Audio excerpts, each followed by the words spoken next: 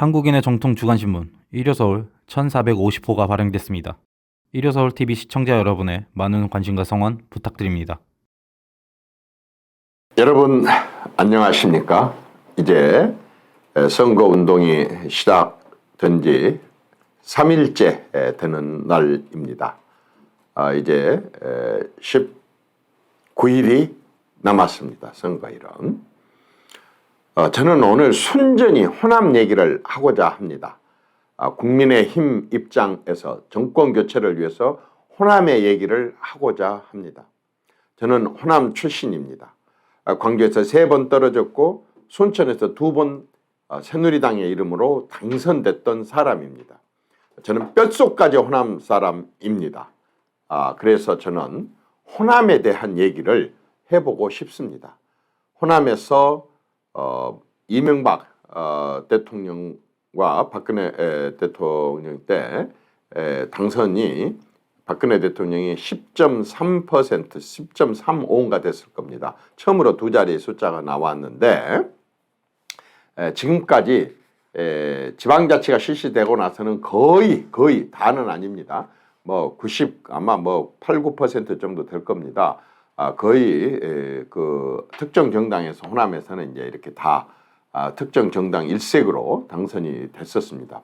국회의원 선거도 13대부터는 거의 다 그런 식으로 특정 정당으로 이렇게 다 돼 왔었습니다.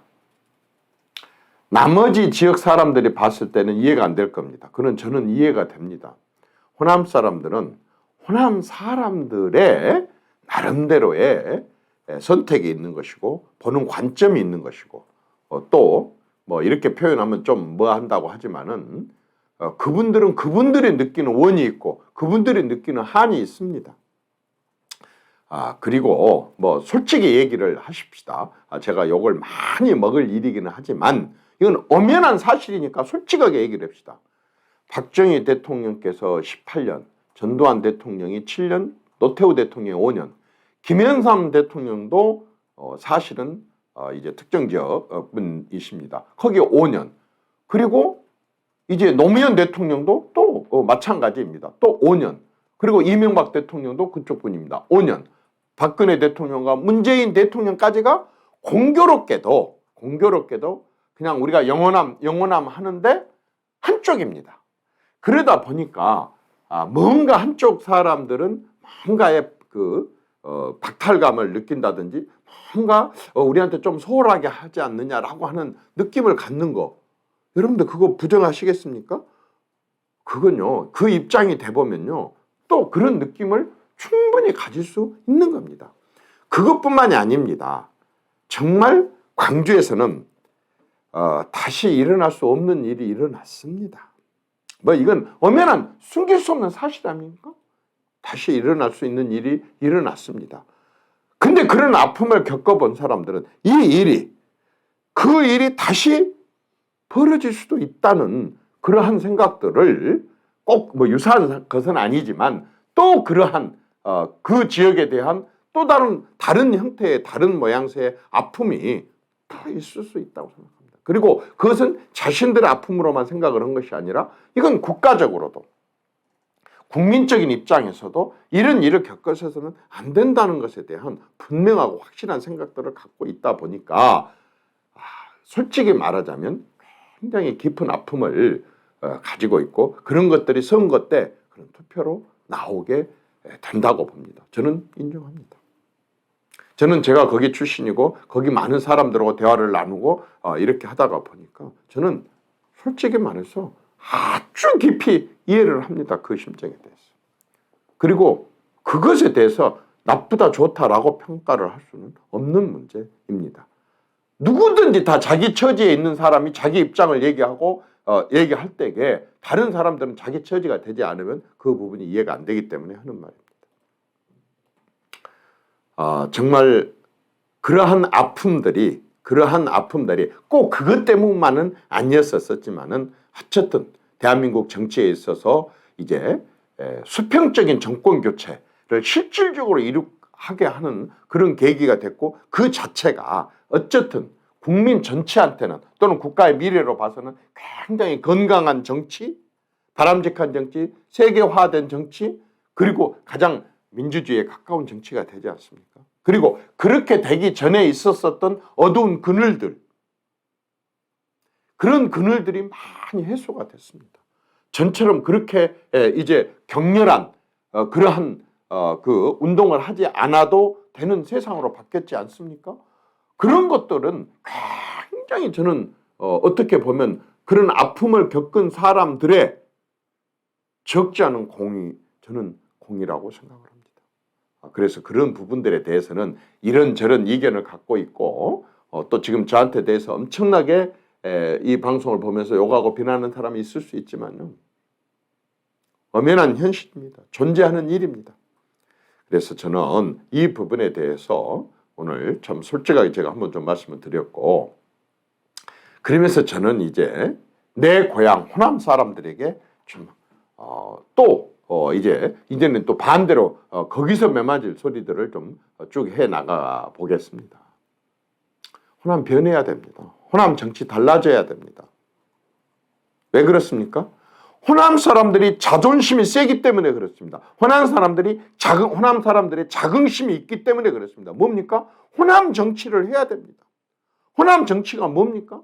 지금까지 당선시켜 놓으면은 당선되기 전까지는 자기들이 별로 그다지 노력하지 않았음에도 불구하고 있는 대로 호남표 다 긁어가가지고 그 호남 정치를 준 겁니다. 그런데 호남에 대해서 그렇게 호남 사람들이 맞는 정치를 했습니까? 박수 받을 정치를 했습니까? 그러지 못했습니다. 개인적으로 그 사람들이 좋고 뭐 어떻게 하는 것까지는 다 좋습니다. 그러나 호남 사람들이 원하는 정치를 했습니까? 호남 발전에 맞는 정치를 했습니까? 노무현 대통령 때 그렇게 했습니까? 문재인 대통령 때 그렇게 했습니까? 그렇다고 해서 이제 새로 또 압도적으로 밀어주겠다고 하는 사람이 앞에 두 사람들하고 다른 호남 정치를 할 것 같습니까? 이제는 아닙니다. 호남에 우리 자식들이 커오고 있습니다. 우리 손주들이 커오고 있습니다. 호남을 할아버지의 고향으로 할머니의 고향으로 두고 있는 많은 이제 우리 후손들이 커오고 있습니다. 이제 그 후손들에게 이제 정말 호남 정치가 무엇인지, 호남의 긍지가 뭔지, 호남의 자부가 뭔지 우리 것에 대한 정치를 보여줄 때입니다. 무조건입니까? 마치 그런 것은 실제로 그런 건 아니지만은 마치 발목이 뭐가 있어갖고 발목이라도 잡혀 있는 것처럼, 마치 족쇄라도 채워져 있는 것처럼, 마치 어떤 우리가 그 볼모라도 되는 것처럼 하는 그런 정치, 저는 이제는 우리 후손들에게 그런 정치를 물려줘서는 안 된다고. 호남에도 민주당 사람들도 호남이 무섭다는 것을 한 번 정도는 보여줘야 됩니다. 하고 많은 선거, 2년 뒤에 또 국회의원 선거 있을 것이고 석 달 뒤에는 또 지방선거가 있을 것이고 또 그 다음에 또 다른 선거가 있을 것이고 계속 선거가 있을 것입니다. 한 번 정도는 호남 사람들 또 민주당 사람들이 두려워하는 선거를 보여줘야 됩니다. 그게 호남 정치입니다. 그게 호남의 자존심이고 그게 호남의 자긍심이고 그게 호남 사람들의 선진적인 생각입니다. 저는 호남의 정치를 이번 대선 때 호남의 정치를 한번 보여줘야 될 때입니다. 소리내서 할 필요도 없습니다. 무조건 우리가 이렇게 달라진다 변한다 할 필요도 없습니다. 조용하게 가슴속으로 이번에 한 번은 민주당에게 제대로 호남 정치를 한번 보여주겠다. 국민들에게 호남 정치를 한번 보여주겠다는 것을 각자가 가슴 속으로만 결정하고 그리고 투표장에 가서 조용한 혁명을 해야 된다고 생각합니다. 투표의 혁명, 선거의 혁명을 해야 한다고 생각을 합니다. 이게 호남 정치입니다. 이게 호남의 자존심이라고 생각을 합니다. 이게 호남의 수준입니다. 왜? 다른 지역에서 그다지 그렇게 목숨까지 걸고 하지 않을 때 호남은 대한민국의 민주화를 완성했던 사람들입니다. 민주화만 완성했습니까? 호남 사람들은 어떻게 했습니까?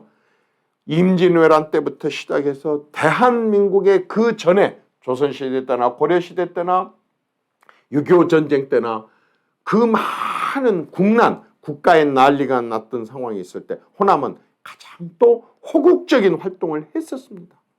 제가 거짓말합니까? 충무공 이순신이 난중일기에다 그렇게 써놨습니다. 만약에 호남이 없었다고 한다면 국가 국가도 없었다. 그 정도로 난중일기에 그 성웅인 충무공 이순신이 써놨던 글이 바로 호남 사람들의 호국 정신을 그대로 보여준 겁니다. 민주화 정신 이전에 호국 정신을 발휘를 해서 항상 국가와 국민을 위해서 자기 목숨을 초계같이 버렸었던 사람들이 호남 사람들입니다. 제가 깜짝 놀랐습니다. 2023명의 무명 의병들이 모든 기록에다 나옴에도 불구하고 2010년까지 호남에 이 무명 의병들을 위한 이 촛불 하나 켤 수 있는 그런 탑 하나가 없고 재단 하나가 없었던 것이 지금까지의 대한민국 정치였습니다. 이렇게 하면 안 됩니다. 이제는 달라져야 됩니다. 변해야 됩니다. 그렇게 하기 위해서는 또 이제 만약에 정권이 교체된다고 한다면, 새로운 정치가 된다고 한다면 호남에 대해서도 매우 구체적인 접근을 해야 됩니다. 제가 몇 가지 쭉 사례를 제시하겠습니다. 전라북도입니다. 전라북도는요, 지금 전라북도는 익산을 중심으로 해가지고 그쪽에 이제 식품 클러스터, 말하자면은 충청북도의 식약처가 옮겨가가지고 그쪽에 많은 그 약품 제약 회사들이 생기듯이 또 대덕 연구단지, 과학단지가 있어갖고 대전, 충남에 굉장히 많은 연구소들이 생기듯이요. 지금 전라북도는 식품 클러스터가 있습니다. 이것 갖고 부족합니다.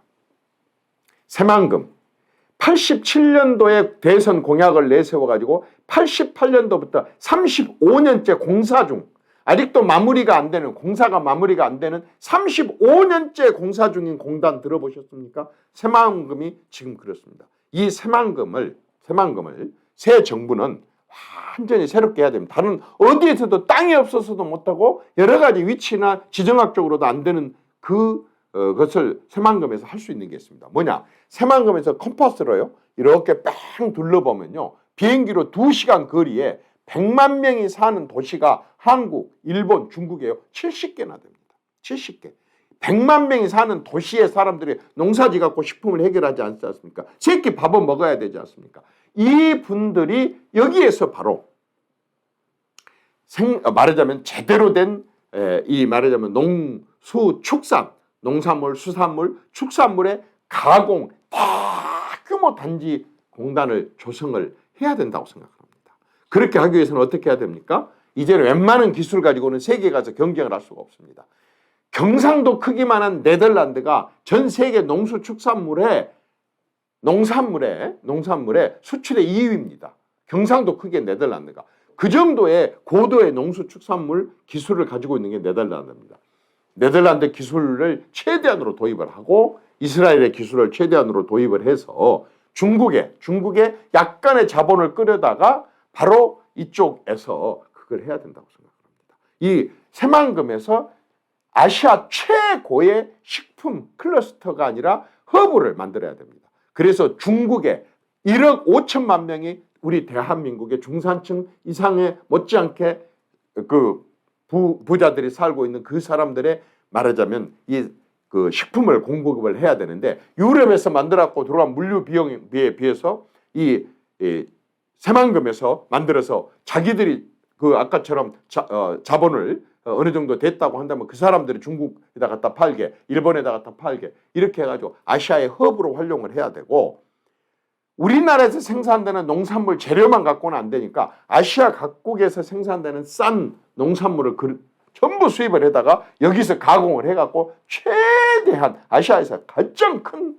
말하자면 농수축산 허브 단지를 만들게 된다고 한다면, 그 많은 공장과 그 많은 연구소들이 있고 그 많은 인구들이 늘게 된다면 자연히 4차 산업과 관련된 다른 산업들도 전라북도로 몰려오게 되어 있습니다. 그래서 저는 일단은 여기를 그렇게 2시간 거리에, 비행기로 2시간 거리에 100만 명이 사는 도시가 70개가 있다고 하는 이 장점을 이용을 해갖고 아시아 최고의 농수축산 허브로 이걸 육성하고 가꾸는데 차기 정권이 맞쏟아 보여야 된다고 생각합니다. 이런 토지가요, 다른 데는 하고 싶어도 다른 지역에는 없습니다. 그렇기 때문에 여기다 집적해서 이렇게 하자는 겁니다. 이거 하나면 내가 볼 때는 전라북도에 부가에서 여러 가지로 부차적으로 생길 수 있는 많은 그러한 기업과 발전과 인구의 말하자면 증가가 있을 것으로 저는 보여집니다. 광주로 넘어옵니다. 제가 아주 사소한 것부터 얘기해 볼까요? 광주 무등산 꼭대기를 광주 시민들이 못 갑니다. 광주를 무등산을 뭐라고 합니까? 광주의 어머니 산이라고 합니다. 이 무등산 꼭대기에 지금 사정거리 40km 나가는 이 미사일 부대가 있습니다. 이것은 광주 공항을 지키기 위한 겁니다. 근데 광주 공항은 이제 무안으로 이전해 가야 됩니다. 그러면은 이제 말하자면은 존재해야 될 이유가 많이 약화돼 버립니다. 그래서 이 무등산에 있는 미사일 부대, 이 군 부대를 이전을 해야 됩니다.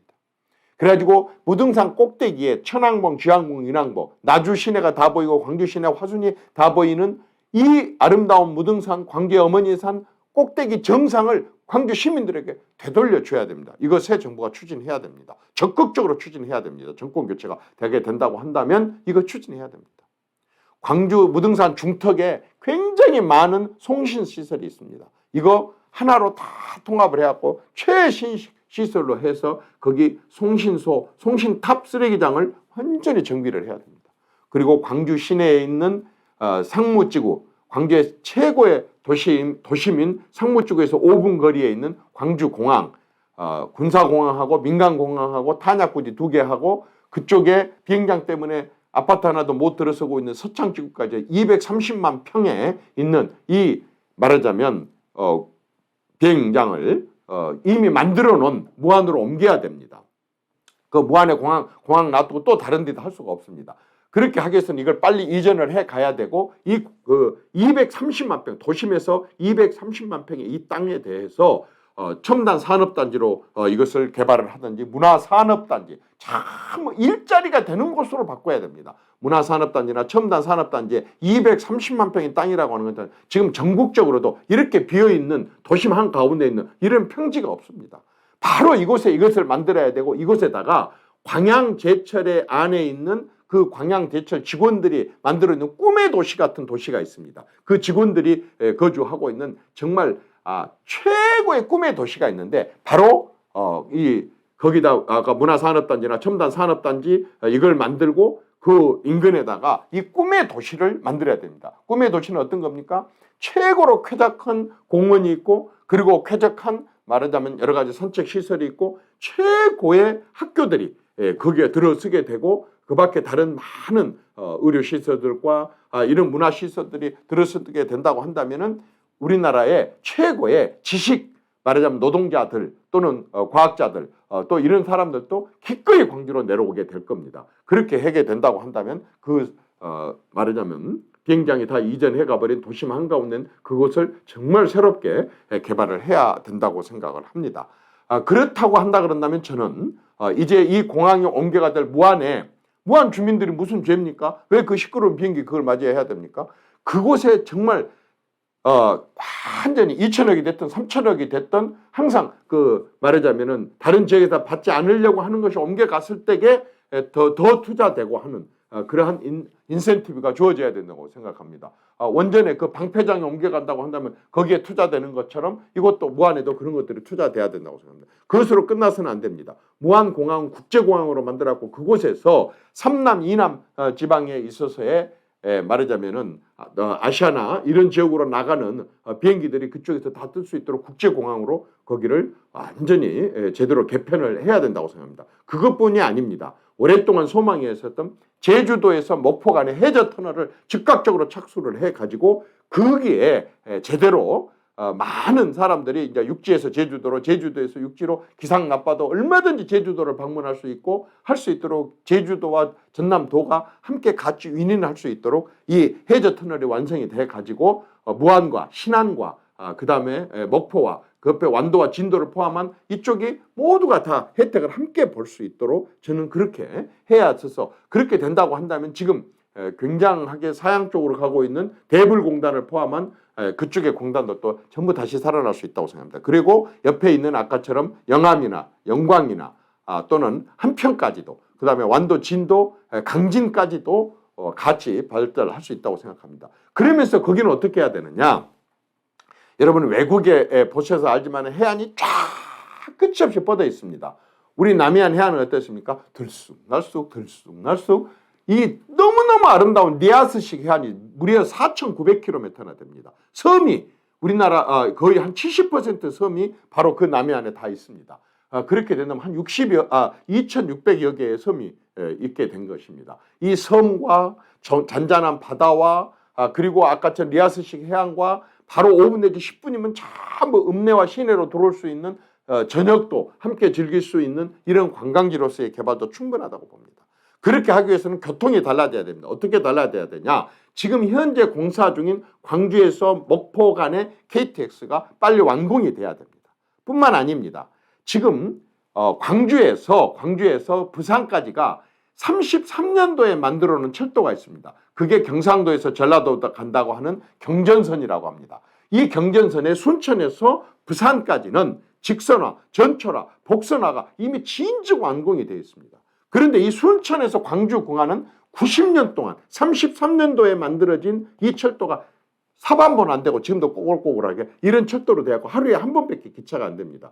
이게 지금 완전 예비 타당성 조사가 이제 끝났고 공사를 이제 착공을 한다고 합니다만은 이게 빨리 진행이 돼야 된다고 생각합니다. 그래서 부산에서부터 광주까지가 완전히 직선화, 복선화, 전철화가 다 완성이 된다고 한다면 그건 이미 다 돼 있기 때문에 순천에서 광주 구간만 완성하면 되고 그것을 갖다가 이제 순천에서 보성 거쳐갖고 목포 이 공사도 지금 진행 중인데 이걸 빨리 완공을 하게 된다고 한다면 아주 저는 빠른 시일 내에 아주 좋은 교통 그런 환경이 생길 수 있다고 생각합니다. 이미 또 광주에서 왕도 간의 고속도로와 광주에서 고흥 간의 고속도로도 이미 뚫려 있는 곳을 지금 넓히고 확장하는 것이기 때문에 그 부분도 현재 진행 중인데 조그만 속도를 더 내게 된다고 한다면 이제 사통 오달이 되게 된다고 한다면 외부에서 옛날에는 제주도에서 또는 설악산에서 2박 3일, 3박 4일에 말하자면 휴가를 즐겼던 사람들이 이제는 막 이렇게 몽골 기병들처럼 옮겨댕깁니다. 오늘은 어디에서, 내일은 어디서 이렇게 옮겨댕기는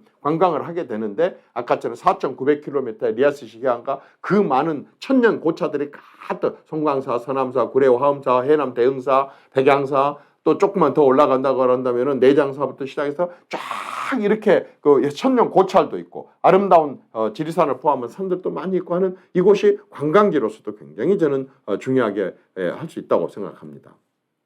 제가 늘 얘기를 하지만은 이제 고흥에다가는 높을꽃자 흥하는 흥자 고흥에다가는 지금 현재 나로호를 거기서 발사도 하고 있습니다만은 그러니까 항공 우주 산업이 그쪽에서는 좀 실험이 되고 연구가 되고 또 거기서 그 관련된 재료들을 갖고 거기서 공장이 들어섰으면 좋겠습니다.